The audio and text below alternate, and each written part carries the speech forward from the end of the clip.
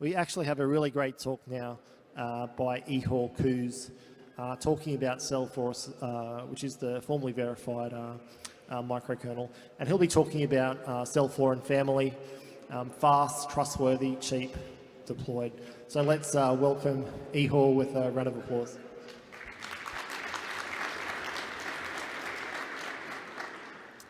All right, thanks everyone. So yeah, I'm Ihor, and I'm going to talk to you about seL4 and the work we're doing. Well, I'll introduce what it is in case people aren't aware of what it is, and then I'll talk about the work we're doing in order to make it more widely used, basically.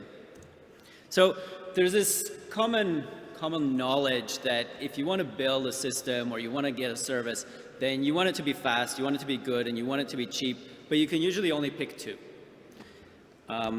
So we've got seL4 and family, which is the platform around it and other tools related to it. And what we want is all three of those.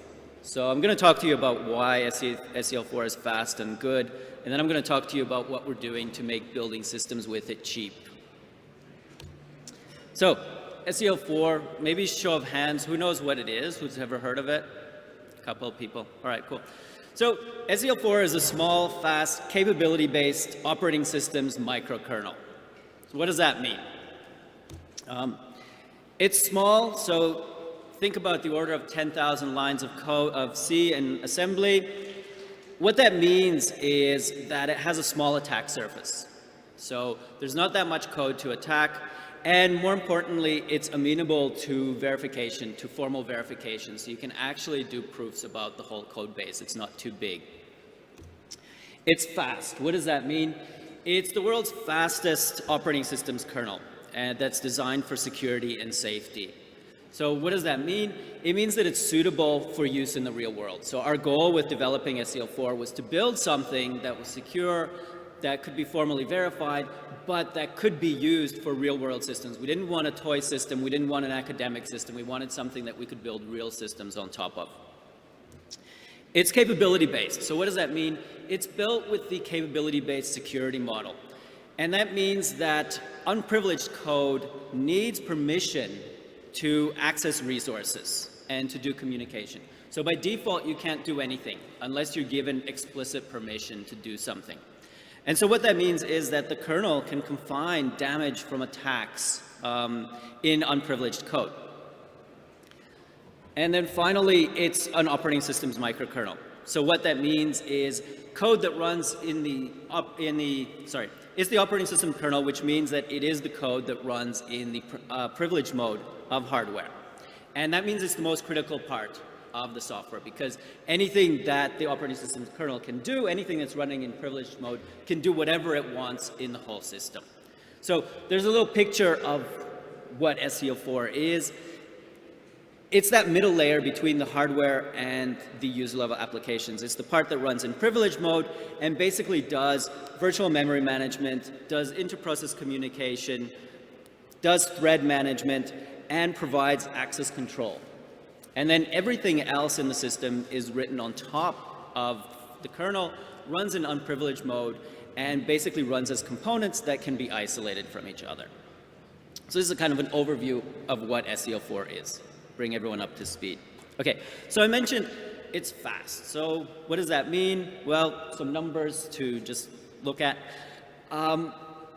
The goal of making seL4 fast is to make the IPC, which is inter-process communication performance, fast, so that when you need to switch from component process to process in user level, or when you need to do communication between the processes, you can do that very quickly. And that's important for a microkernel because it relies on this switching and this inter-process communication.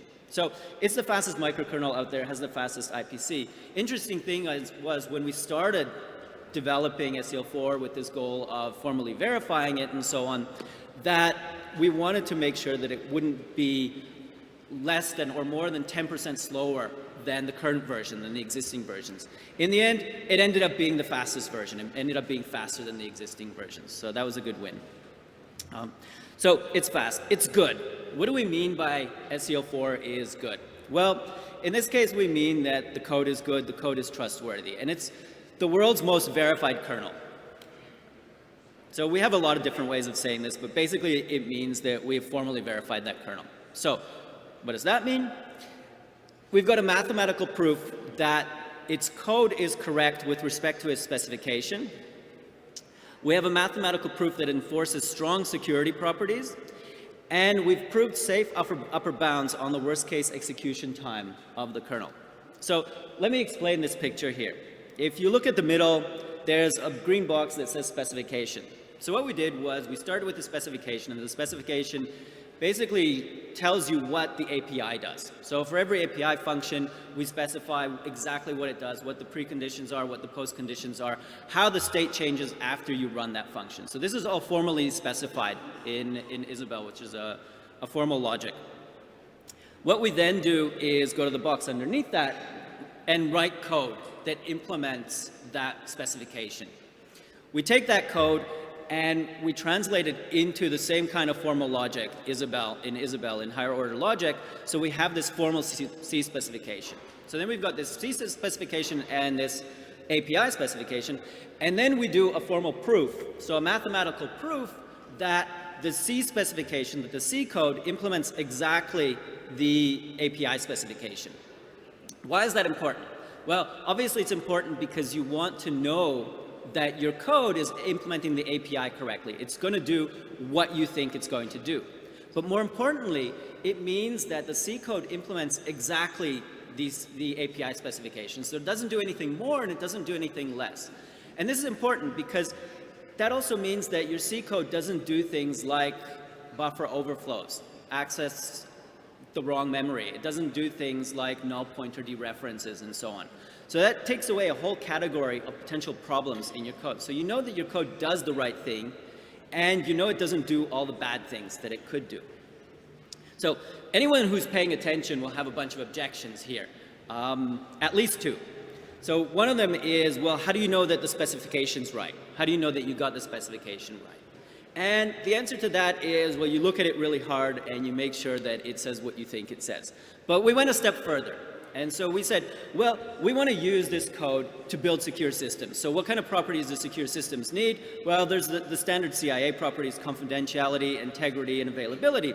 And so what we did was we made proofs on top of the specification that say that if you set up your system correctly, that you will have confidentiality between different processes, as long as they're not allowed to share any data or have any communication.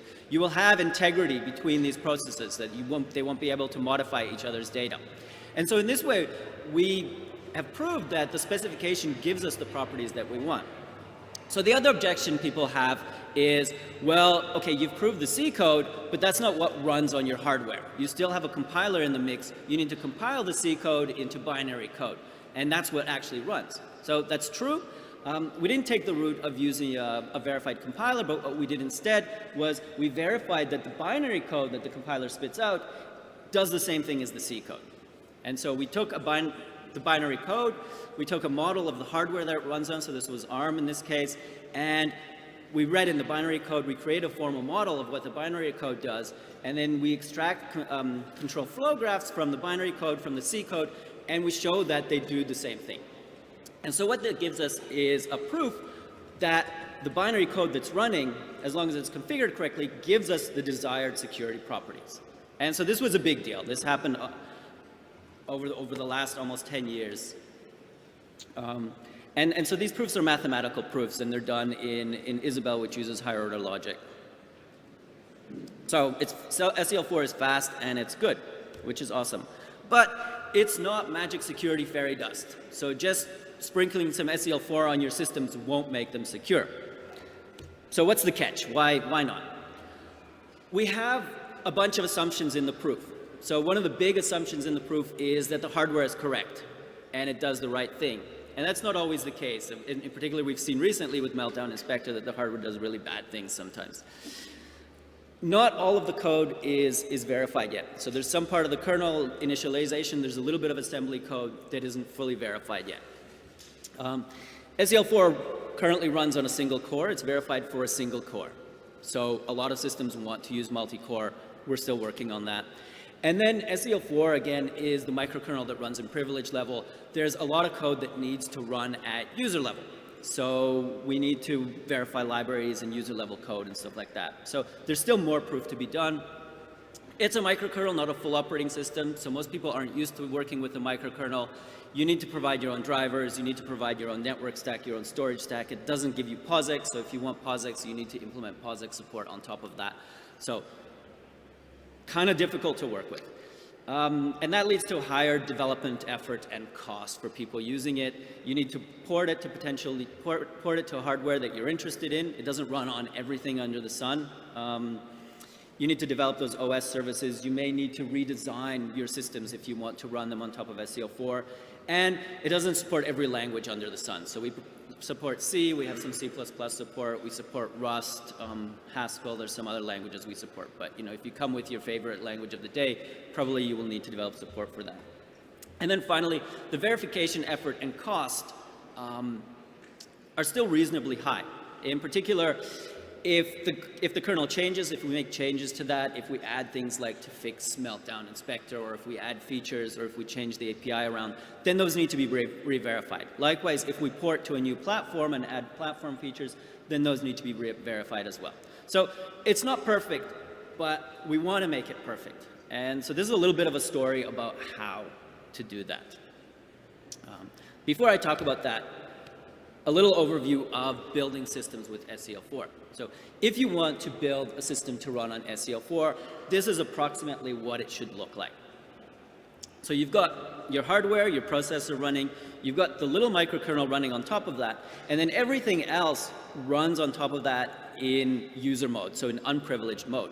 And so if you need to access file system, you need to provide a process that deals with file system access. If you need to access the network, you need to have a process that gives you network access. You need your device drivers, so to access hardware, you need to have device drivers, process management, memory management, and so on. So you need to provide all of those. Some of those are already available, some of them you need to write yourself, and then you write your application.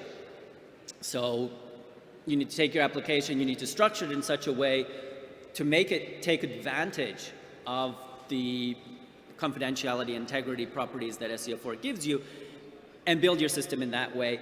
It needs to communicate with all of those other components on the left, so the file system and so on, to do things. And then eventually you get tired of doing that, and so the rest of the stuff you just run on Linux, running in a virtual machine. You don't care that much about that. The main thing is that seL4 is a context switching engine, so it allows all of those processes to run and switch between them. It gives you this strong isolation between the processes. So if one of those processes goes crazy, maybe one of your device drivers is buggy and it goes crazy, it can't affect the other processes. And then finally, it gives you controlled communication between the processes. So only if you explicitly allow communication between processes can you do that. So that's awesome. We want to use seL4 to build trustworthy systems. I'm from the Trustworthy Systems group at Data61. Our goal is to build trustworthy systems. But what's a trustworthy system? So let's start with software. Every system that has some kind of critical functionality or needs secure functionality will have some trusted software. And trusted software is the software that must work correctly to ensure that security requirements are met. Or another way of looking at that is, it's the software that's able to break security of the system. So it's the software that if it misbehaves, it can basically break the system and do whatever it wants.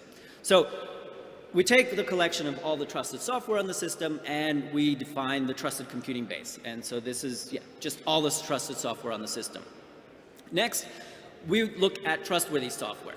Trustworthy software is the trusted software that is worthy of the trust that it gets. So we put all this trust in this software, but should we? Do we know that it's bug-free? Do we know that it doesn't have exploits in it? Do we know that it's not going to do something malicious? We don't. But when it's trustworthy, we've done something to make sure that it is actually worthy of being trusted. So there's high assurance. And we can do that by doing good coding practice, by doing a lot of testing, by using awesome languages like Rust and so on, by doing formal methods. So finally, a trustworthy system is a system whose trusted computing base is trustworthy. So we've actually looked at the trusted computing base and made sure that it is worthy of the trust that it has. So how do we build trustworthy systems with seL4? How do we use it to actually build trustworthy systems? Like I said, it's not magic security fairy dust, so you can't just put something on seL4 and it'll be secure.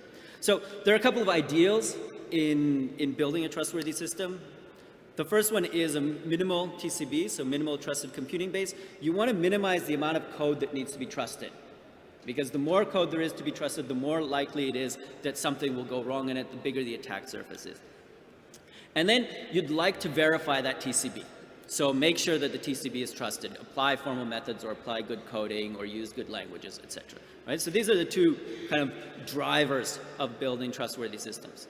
And then in doing that, there are a bunch of well-known principles for building secure systems to follow. So things like least privilege, make sure that a component or a process doesn't have any more privilege than it actually needs to do its work. Separation of privilege, make sure that components don't do too much and have too much privilege. So separate out tasks so that the amount of privilege a component has is reduced. Least common mechanism, so make sure that you don't have all the components using a single component, a single other service to get something done. Spread that out as well so that there's no kind of one point of compromise. And then defense in depth. Have a bunch of different mechanisms to catch attacks or to stop attacks from happening. And so we use the seL4 mechanisms to do that. So we use the fact that we have a microkernel. We start with a really small trusted computing base. Compare seL4's size of 10,000 lines of code to something like Linux, which is millions of lines of code, and the starting TCB is a lot smaller already. Then we need to apply isolation, so we need to apply the fact that seL4 does isolation really good or really well, and apply that. So that gives us things like separation of privilege. Again, applying isolation helps us to reduce the TCB, so we can take the trusted functionality out and isolate it from the untrusted functionality. We use controlled communication, so control who gets to communicate with who. And of course, verification to make the TCB trustworthy. So have preferably formal verification to make it good. So here's an example. We call this a security retrofit. And this is an analogy. This is basically taking existing systems and retrofitting them to run on seL4 to take advantage of seL4's property to make them more secure. And the name security retrofit is an analogy to a seismic retrofit when you take an existing building and you modify it so that it's better resistant to earthquakes. Right? So this is what we're doing with software systems. So we start with a regular system. The example here is a UAV. The mission board on a UAV. This is based on a project that we've done in practice. We start with a regular system, and the first step is to take that. It runs on Linux, so we take the whole system and run it on a virtual machine on top of seL4. Now this doesn't give us any security, but it's the engineering work needed for the next steps. Next, we take that virtual machine, or take that Linux instance, and we split it up. So we take some of the functionality and we run it in a separate virtual machine or a separate instance of Linux. That starts with the isolation already. We have some isolation between different functionalities. Then we also take some of that functionality and we move it outside of Linux and outside of the virtual machine and implement it natively. So in this example, we've taken the network stack out and implemented it natively. And we reiterate that process and take more and more, identify the trusted components in the system and remove those outside of Linux into native components. And so what that does is removes, for example, this huge Linux from the trusted computing base. So you no longer have to rely on Linux being correct or no one attacking Linux and so on. And so you get this set of trusted components running preferably natively that you can then apply verification techniques to and make sure that they work correctly. So in the project we did, we stopped at moving the components out natively. We didn't necessarily verify all of them, although we used some good programming languages that give us a lot of properties already to implement those. We've done a bunch of projects with seL4, so mostly on autonomous vehicles, and it's open source, so it's usable by people outside. So we're building up a community around that, and we've seen people coming up to us and using this, and so people are using seL4 independent of us to build products, to do research and so on. So that's really good. We're getting more and more interest from people doing IoT, people doing automotive, from defense, et cetera, et cetera. So this is really good. But you know, when I asked who knew seL4, there were a couple of hands. Who here has actually looked at seL4 or done anything with seL4? Okay, one person. So I expect most people haven't, right? And why? So, I mean, it's awesome, it's great, there's all these awesome things to do, people are using it, but it's not in the mainstream. And so we've done a lot of work on seL4. The next step is to make it mainstream. And what do we need to do in order to make that happen? Well, there's three main things. We need to make it cheaper. So it's expensive in development effort, but it's also expensive to do the verification. It's also expensive to make sure that that trusted computing base is actually trustworthy, to make sure that we can verify these components and so on. So what we would like is to get proofs for free. We'd like to be able to write software and just have proofs that it's correct, that it's good. We need to make it more relevant. So whenever we talk to anyone about using seL4, they've got all these requirements that we don't meet. We want to run it on this platform. We want to run it on multi-core. We want to use, Ruby or something crazy. So we need to make it more relevant. We need to add more features to it. And then finally, we need to make it scale. So the effort it took to verify seL4 was huge. Pretty large, especially for a group our size. And we're constantly re-verifying things. So as we modify seL4, as it evolves, as it grows, the proof needs to evolve as well. It wasn't a one-shot thing that we did and throw away. We need to keep that active. And so I'll talk about proof engineering, what it takes to actually do that. So let me start with making it cheaper. When we developed seL4, we estimated that the cost of developing and verifying the kernel was about $400 per line of code. So multiply that by lines of code and you get the total cost. Compare that to other software development. So if you take low assurance software development, basically using a traditional embedded kernel and developing a traditional embedded kernel, you're looking at about $100, $200 per line of code. And if you look at high assurance software development, so something that needs to meet common criteria requirements, EAL6+, this is the stuff that you need to run, you need to have to do top secret work and so on. That goes up to 1,000 lines of code. So seL4 is not the cheapest, but it's also not the more expensive. And we argue that it gives you more than the common criteria EAL6+ level of assurance. So it's still pretty good, but it's still expensive. In particular, if we need to verify all of the user level stuff that makes up the trusted computing base as well, that's a lot of verification work that still needs to be done. And so what we want to do is automate proof generation, so get proofs for free. So we've got two main approaches for doing that right now, and both of them involve programming languages. We have a project called Cogent, which is developing a high-level language for developing system services in. So we're developing services like drivers, we're developing services like network stacks, like file systems and so on in this language. And the idea with this language is that you take the language, you compile it, and that generates your executable code, so your binary that you run, but it also executes a proof of that code as well. So you get your executable code and your proof at the same time, which is really good. This is work in progress. You can't really take Cogent and do stuff with it yet. We've got some examples. The other approach is based on KCML, which is a verified optimizing compiler. And the idea there is that you write your theorem in a theorem proving language. So for example, in a higher order logic, and it then from that generates code that implements what you want. So you actually don't write your program in a regular programming language, you do that in logic, and you get good code out of that, and because the compiler is verified as well, you know that the code matches your theorems. Both of those can be used to then hook into seL4 and systems running on top of that to verify your trusted computing base. So these are two things that we're doing to make it cheaper, to make it possible for people who aren't us, who aren't in our group, to actually do this kind of stuff and build systems on top of seL4. We also need to make it more relevant. So I mentioned a bunch of things before about why people probably aren't using seL4. So things like multi-core. We need to have multi-core. Everyone wants to run things on lots of cores. People apparently have a lot of computation that they need to do. So we do have an implementation of seL4 that works on multi-core, so an SMP implementation. The interesting thing is we use a big lock for that, which you shouldn't ever do, except it's a microkernel and it actually is okay. So that's good. The hard part there is doing the verification of a multi-core kernel. So there's a lot of work, a lot of research work going into that right now, figuring out how to verify concurrent systems that run on multiple processors. It's a tough task.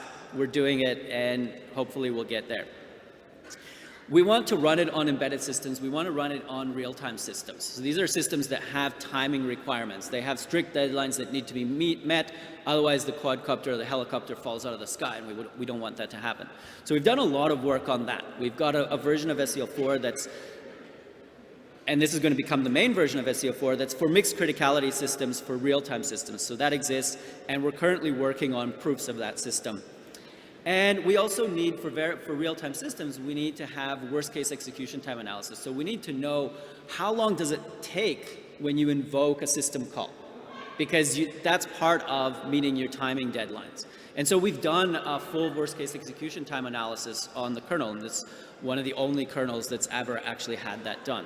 So that's really good. So we're doing really well on the real-time systems aspect.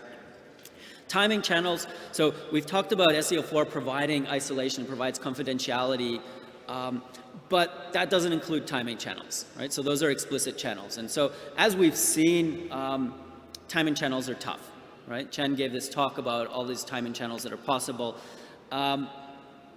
We have some approach, that's also Chen's work, of dealing with timing channels in seL4 by doing cache coloring, so making sure that things that are actually isolated don't share any cache, which is awesome, that works, except that the hardware is broken and we can't rely on the hardware necessarily. So we're doing work on that. We're trying to change the hardware as well. We're trying to get influence to actually make the hardware work.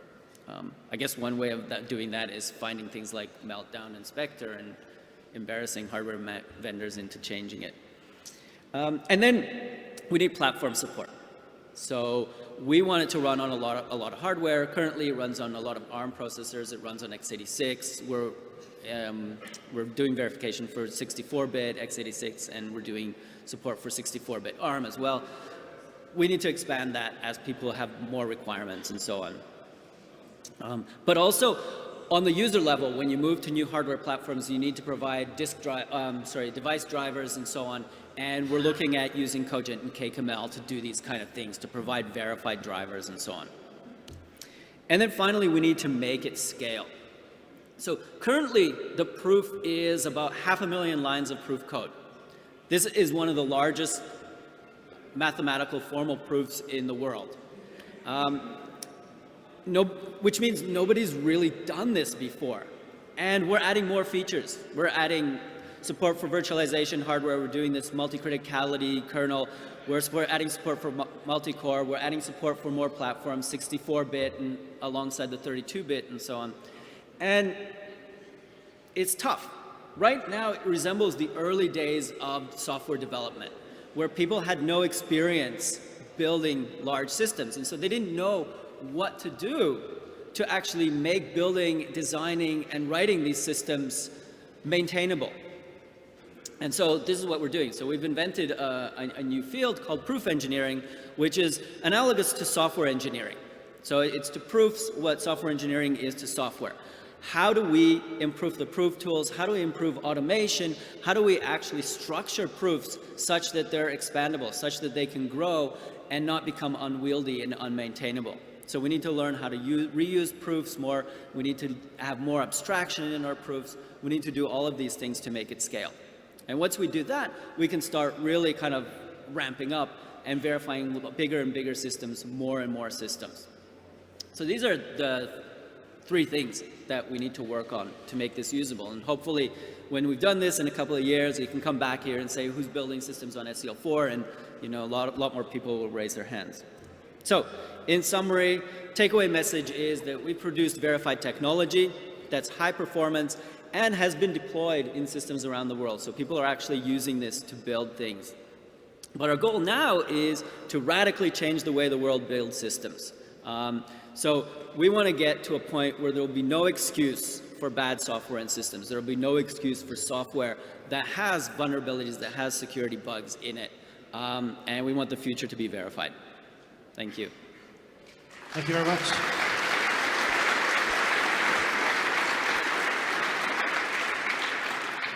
We've got time for a couple of questions if people want to ask.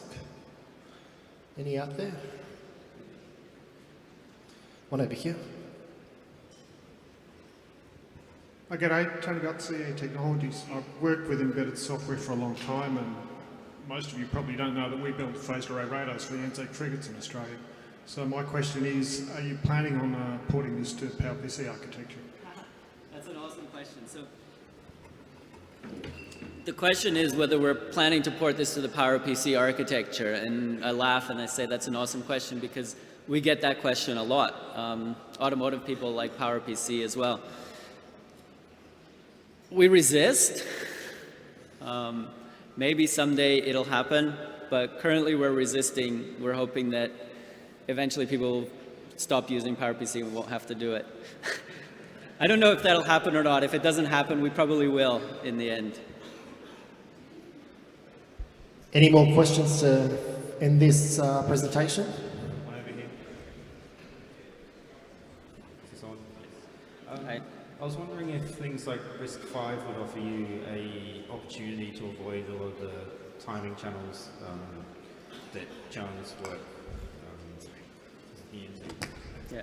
So the question is whether RISC-V offers opportunities to do the hardware right and avoid a lot of these timing channels that exist in the commodity Intel and ARM processors. Yes, we're very interested in RISC-V, and we're very interested in working together with the community to make sure that they do things right, and to influence how they do things, to influence that the hardware is written in such a way or is designed in such a way that the microarchitecture doesn't have all of the state that leaks information, and it provides the right functionalities for closing the channels. So yes, RISC-V, awesome. I actually think seL4 is one of the crowning achievements of Australia. So let's thank Ihor for his presentation.